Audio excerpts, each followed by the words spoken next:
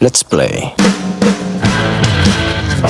Bueno, gracias por estar acá, acompañarme en la lectura del libro de hoy, del capítulo de hoy, cuando lo que Dios hace no tiene sentido. Recordemos que vamos en el capítulo 9, arrancando capítulo 9. Bueno, acompáñame por acá a posicionarnos, a colocarnos aquí a la altura. Mira esta camiseta tan linda, dice Juan. Me encanta esta camiseta. Gracias a Cadmiel, recomendadísimo. 100% a mano, personalizada aquí en Bogotá, Colombia. Bueno, familia, entonces vamos a orarle a Dios primero, ¿les parece? Amado Dios, gracias por este momento, Señor, gracias porque nos regalas, Señor, el tiempo, nos regalas la tecnología, nos regalas, Padre, todo lo que tenemos, todo lo que disfrutamos, que creemos que es porque lo merecemos, que es porque nos lo ganamos, y realmente todo es inmerecido, pero gracias, Padre, por darnos la oportunidad de estar aquí juntos y seguir aprendiendo, Señor, por parte de escritos, pero lo más importante, de la vía de tu palabra, de la palabra de Dios, de la Biblia, Señor. Así que gracias, Dios, por otro día más de vida. Y bueno, familia, vamos a ver cómo se llama este capítulo. La paga del pecado, capítulo 9 del libro Cuando lo que Dios hace no tiene sentido. Si vas atrasadito y todo ese tema, tú tranquilo, te puedes adelantar. Recuerda que está en mi lista de reproducción en YouTube, en el canal de YouTube del Viejo Santi, valga la redundancia. Dice: hasta ahora hemos hablado de las ocasiones cuando las aflicciones y las dificultades vienen a nuestras vidas sin que haya una razón evidente para que esto ocurra. Los accidentes, la muerte, las enfermedades, los terremotos, los fuegos, la violencia, etc. guían a los sobrevivientes a preguntarse: ¿qué hicimos para merecer esto? A menudo, su incapacidad para relacionar estas inexplicables obras de Dios, entre comillas, con su propia mala conducta, produce la sensación de que Dios les ha traicionado y les ha hecho víctimas. Todo parece ser injusto. Sin embargo, existe otra fuente de dolor y sufrimiento en nuestras vidas que debemos considerar. Fue descrita por el Dr. Carl Menginger en su libro titulado ¿Qué ha sido el pecado? Él escribió acerca del concepto de la desobediencia a Dios, que casi ha sido olvidado, y como este determina nuestro bienestar, en realidad muchas de las aflicciones por las que frecuentemente se les echa la culpa a Dios son resultado del pecado. No estoy hablando de la maldición del pecado de Adán, sino del comportamiento específicamente pecaminoso que hace estragos entre los seres humanos. Este capítulo va a estar muy interesante, familia, porque nos va a especificar esa parte que a veces queremos omitir, o a veces no, es que Dios me castigó porque hice esto, porque hice aquello, pero debemos validar la acción que estoy tomando, el rumbo que estoy decidiendo, esto que estoy haciendo, hacia dónde me va a conducir.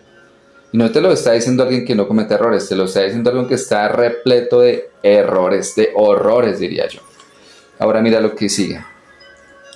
Página 200, ay Señor.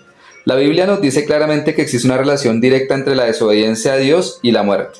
Santiago describe este vínculo de la siguiente manera: cada uno es tentado cuando es llevado y seducido por su propia pasión.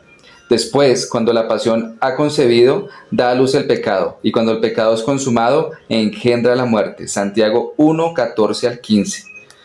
Todo pecado posee esa característica mortal. No es que Dios esté sentado en el cielo y decida maltratar a los que cometen errores, pero Él prohíbe ciertas maneras de comportarse porque sabe que finalmente destruirán a sus víctimas. No es Dios el que conduce a la muerte de la persona, sino al pecado, y el pecado se convierte en un cáncer que consume a aquellos que se entregan a Él.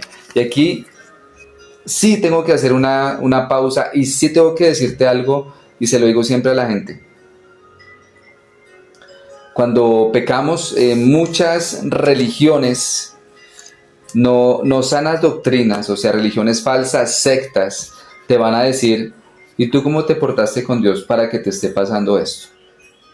Y guían y llevan todo hacia el comportamiento, claro, porque obviamente hay consecuencia después de pronto pues de hacer algo malo, ¿sí? Pero a lo que voy es a lo siguiente. ¿Sabes qué le duele a Dios del pecado? Más allá de la acción que tú tomas y decirte: ay, eres malo por esto y hoy te va a ir mal en tu trabajo, hoy te vas a golpear, hoy te van a robar. No, a él le entristece porque sabe que vas a sufrir, sabe que vamos a sufrir, sabe que va a haber consecuencias con esa acción y estará en el cielo, siempre digo yo, así, ay Dios mío, pero estaré con Él, aún en su dificultad. Recuerda eso siempre, pero estaré con Él, estaré con ella, aún en su dificultad, por la consecuencia de esa mala decisión. El apóstol Pablo usó las siguientes palabras para describir la naturaleza maligna del pecado en su propia vida y el maravilloso remedio que está a la disposición del creyente. Miserable de mí, ¿quién me librará de este cuerpo de muerte? Gracias doy a Dios que ha sido hecho por Jesucristo, Señor nuestro. Así que yo mismo con la mente sirvo a la ley de Dios, mas con la carne a la ley del pecado. Romanos 7, 24, 25. ¿Qué es el cuerpo de muerte al que se refirió Pablo? Ese término describía un horrible método de ejecución que era usado por los romanos en esos días. Ataban un cadáver a la persona condenada de tal manera que no podía liberarse de él. Entonces la carne podrida del cuerpo muerto comenzaba a corromper el cuerpo del prisionero. Inevitablemente, enfermedades e infecciones terribles producían una muerte lenta y dolorosa. Eso, según dijo Pablo, es lo que el pecado le hace a una persona que no ha nacido de nuevo. Se une a su víctima y contamina todo lo que toca. Sin la sangre de Jesucristo, que limpia de todo pecado, todos estamos irremediablemente condenados por esta plaga de maldad.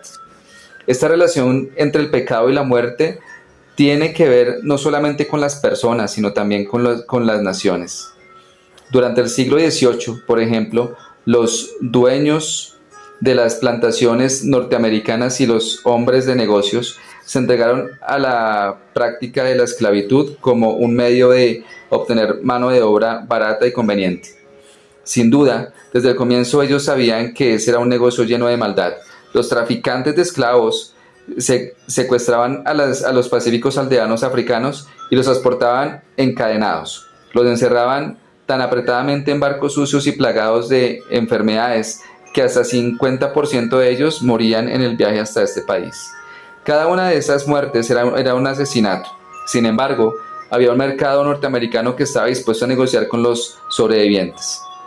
Los compraban y los vendían como si fueran animales, sin respetar en absoluto la integridad familiar. Les quitaban sus hijos a los padres y separaban a los maridos de sus mujeres. Algunos eran golpeados, otros eran violados y a muchos los mataban trabajando. Era un sistema totalmente censurable y sin embargo practicado por una sociedad que profesaba temer a Dios. Las semillas de la destrucción habían sido sembradas. Cuando el pecado es consumado, según dice Santiago, engendra la muerte. Desgraciadamente, el terrible pecado de la esclavitud fue consumado en 1860, cuando contribuyó a una guerra civil vergonzosa y devastadora. Muy pronto, toda una nación se vio cubierta de su propia sangre. Más norteamericanos murieron en esa lucha que en todos los demás conflictos juntos, incluyendo la revolución. ¡Wow! Creo que este capítulo, hasta aquí dejo, página 202. Vamos a dejar hasta acá. Este capítulo nos va a revelar esa gran verdad, familia, y quiero que no se te olvide eso.